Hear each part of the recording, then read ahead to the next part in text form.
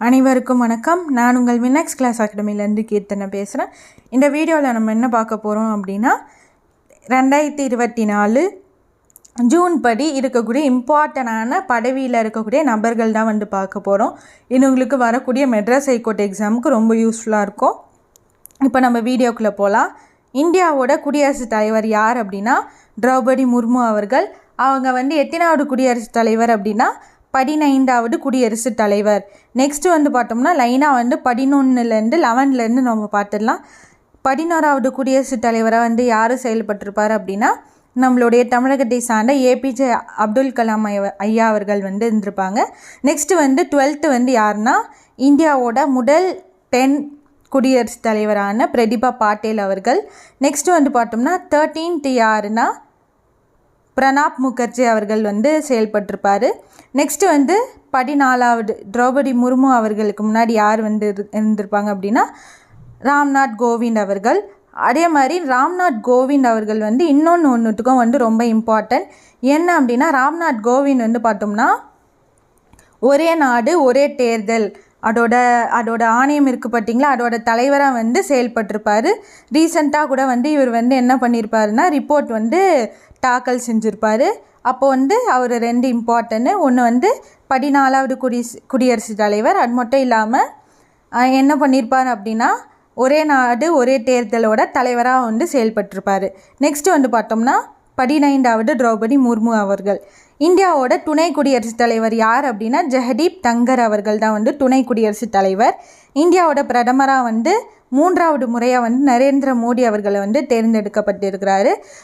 அவர் பார்த்தோம்னா 2014 ஃபஸ்ட்டு எலெக்ஷனில் நின்று ஜெயிச்சு அதாவது பிரதமராக இது பண்ணாங்க. நெக்ஸ்ட்டு பார்த்தோம்னா 2019 வரைக்கும் ஃபஸ்ட்டு டேர்ம் அவருது பிரதமராக முதல் ஃபஸ்ட்டு டேர்ம் முடிச்சிருப்பார். நெக்ஸ்ட்டு பார்த்தோம்னா 2019லேருந்து 2024 வரைக்கும் செகண்ட் டேர்ம் அவர் 10 வருஷமாக இருந்தார்.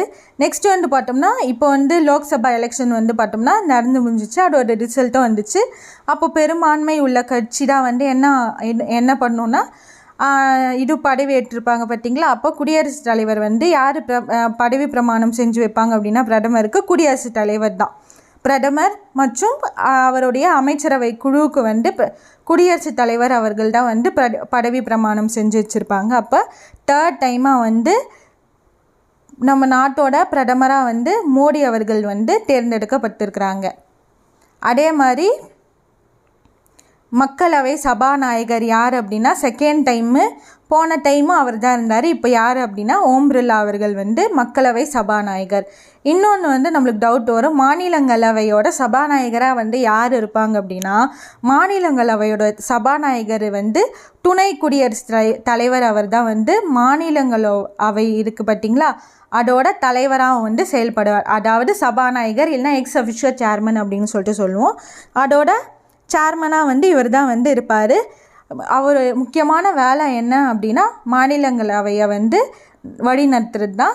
இன்னொன்று என்ன அப்படின்னா குடியரசுத் தலைவர் பதவி அதாவது அவங்க ராஜினாமா செஞ்சாலோ இல்லைன்னா ஏதாவது ஒரு ரீசனுக்காக அவங்க ரிசைன் பண்ணால் இவர் என்ன பண்ணுவார் அப்படின்னா துணை குடியரசுத் தலைவராக இருப்பாங்க.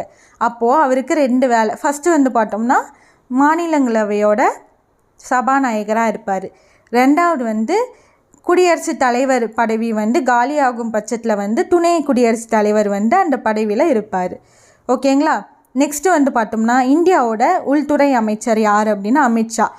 நெக்ஸ்ட்டு வெளியுறவுத்துறை அமைச்சர் யாருன்னா ஜெய்சங்கர். பாதுகாப்புத்துறை அமைச்சர் ராஜ்நாத் சிங். நிதி அமைச்சர் பார்த்தோம்னா நிர்மலா சீதாராமன். இவங்க எல்லாமே போன அமைச்சரவை குழுவிலையும் சேம் போஸ்டிங் தான் இருந்திருப்பாங்க. இந்த டைமும் அவங்களுக்கு அதே இலாக்காரை கொடுத்துருக்குறாங்க. நெக்ஸ்ட்டு பார்த்தோம்னா இந்தியாவோட சுகாதாரத்துறை அமைச்சர் யாருன்னா ஜேபி நட்டா அவர்கள்.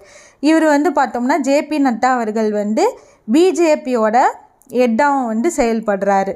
ஓகேங்களா. அப்போ பிஜேபியோட தலைவர் அப்படின்னா ரீசெண்டாக எக்ஸாமில் பார்த்தோம்னா என்ன கேட்குறாங்க அப்படின்னா கட்சி பேர் கொடுத்துட்டு அதோட கட்சி சிம்பிள் கேட்குறாங்க, இல்லைனா கட்சியோட தலைவர் யாருன்னு கேட்குறாங்க. அப்போ பிஜேபியோட தலைவர் யார் அப்படின்னா ஜேபி நட்டா. நெக்ஸ்ட்டு பார்த்தோம்னா ஐஎன்சி இந்தியன் நேஷனல் காங்கிரஸ். காங்கிரஸோட தலைவர் யார் அப்படின்னா மல்லிகா அர்ஜுன கார்கே அவர்கள் தான் வந்து காங்கிரஸோடைய தற்போதைய தலைவர். அது மட்டும் இல்லாமல் சிம்பிள்ஸும் கேட்குறாங்க, அதுவும் பார்த்து வச்சுக்கோங்க.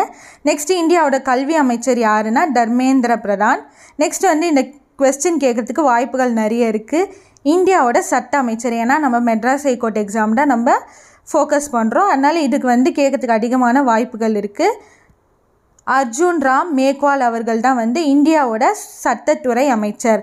நெக்ஸ்ட்டு இஸ்ரோவோட தலைவர் யார் அப்படின்னா இந்தியன் ஸ்பேஸ் ரிசர்ச் ஆர்கனைசேஷன். இதோட ஹெட் குவார்ட்டர்ஸ் எங்கே இருக்குன்னா பெங்களூரில் தான் வந்து இதோட ஹெட் குவார்ட்டர்ஸ் இருக்குது. எங்கேருந்து வந்து சேட்டிலைட்லாம் வந்து ஏவுவாங்க அப்படின்னா ஏவுகணை எல்லாமே வந்து ஸ்ரீஹரிகோட்டாலேருந்து ஏவுவாங்க. ஆனால் வந்து இதோட ஹெட் குவார்ட்டர்ஸ் எங்கே இருக்குது அப்படின்னா பெங்களூரு. அப்போது சோம்நாத் வந்து 10th தலைவராக வந்து இப்போ வந்து செயல்படுறாரு. இதுக்கு முன்னாடி வந்து 9th வந்து யார் இருந்திருப்பாங்க அப்படின்னா கே சிவன் அவர்கள், தமிழகத்தை சார்ந்த கே சிவன். அடுத்து முப்படையின் தலைமை தளபதி யார் அப்படின்னா அனில் சௌஹான். 2வது அவர் வந்து பார்த்தோம்னா 2nd. இதுக்கு முன்னாடி வந்து என்ன பண்ணியிருப்பாங்க அப்படின்னா பிபின் ராவத் அவர்கள் வந்து இருந்திருப்பார்.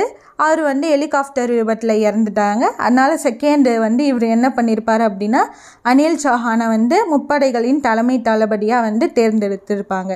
அடுத்து உச்சநீதிமன்றத்தின் தலைமை நீதிபதி யார் அப்படின்னா சந்திரசூட்.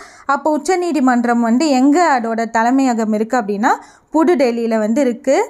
அடுத்து வந்து பார்த்தோம்னா இந்தியாவோட தலைமை தேர்தல் ஆணையர். ஓகேங்களா, இப்போ வந்து ரீசெண்டாக வந்து பார்த்தோம்னா தேர்தல் வந்து முடிஞ்சிச்சு. அப்போ வந்து பார்த்தோம்னா இது ரிலேட்டடான கொஸ்டின்ஸ்லாம் வந்து கேட்கறதுக்கான அதிக வாய்ப்புகள் இருக்குது. அப்போ வந்து பார்த்தோம்னா எலெக்ஷனோட ஆர்டிக்கல் எங்கே இருக்குது அப்படின்னா ஆர்டிக்கல் 324 to ஆர்டிக்கல் 329. ஓகேங்களா, எந்த பகுதியில் இருக்குன்னா பகுதி 15 வந்து இது இருக்குது. இது கேட்குறதுக்கு அதிகமான வாய்ப்புகள் இருக்குது. அப்போ ஆர்டிக்கல் 324 to 329 எந்த பகுதியில் இருக்குன்னா பகுதி 15 இருக்குது. அப்போது இப்போ இருக்கக்கூடிய தலைமை தேர்தல் ஆணையர் யார் அப்படின்னா ராஜீவ்குமார்.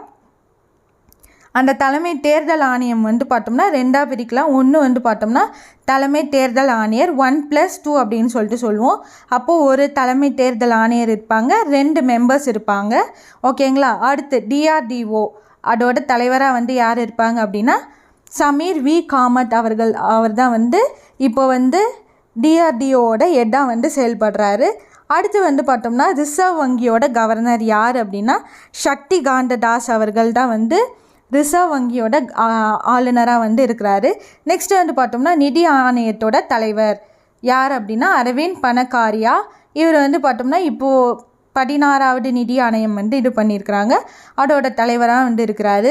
நெக்ஸ்ட் வந்து பார்த்தோம்னா நிதி ஆயோக்கோட தலைவர் யார் அப்படின்னு சொல்லிட்டு நிறைய கொஸ்டின்ஸும் வந்து கேட்குறாங்க. அப்போது நிதி ஆயோக்கோட தலைவர் யார் அப்படின்னா இந்திய பிரதமர் அவர் தான் வந்து பார்த்தோம்னா நிதி ஆயோக்கோட தலைவராக வந்து செயல்படுறாரு. ஓகேங்களா, அது மட்டும் இல்லாமல் பிரதமர்கிட்ட வந்து பார்த்தோம்னா அணுசக்தி அது மாதிரி நிறைய இலாக்காக்களும் வந்து இவங்களுக்கு இருக்குது. அடுத்து நம்ம தமிழ்நாடு, அது மட்டும் இல்லாமல் நம்மளுடைய அண்டை மாநிலத்தில் இருக்கக்கூடிய இம்பார்ட்டண்டான சிஎம்லாம் யாருன்னு பார்க்கலாம். தமிழ்நாடோட கேபிட்டல் வந்து பார்த்தோம்னா சென்னை. நெக்ஸ்ட்டு வந்து பார்த்தோம்னா சிஎம் யாருன்னா MK ஸ்டாலின் அவர்கள். நெக்ஸ்ட்டு வந்து பார்த்தோம்னா கர்நாடகா. இது வந்து பார்த்தோம்னா நம்ம தமிழ்நாட்டோட வடமேற்கில் வந்து இருக்குது.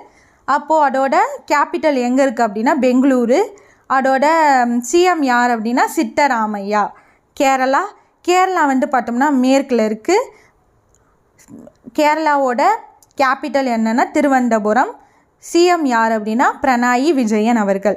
நெக்ஸ்ட்டு ஆந்திரா வந்து பார்த்தோம்னா ரீசெண்டாக தான் வந்து லோக்சபா எலெக்ஷன் கூட தான் வந்து அவங்களுக்கு வந்து சட்டப்பேரவை எலெக்ஷனாக வந்து நடந்து முடிஞ்சிச்சு.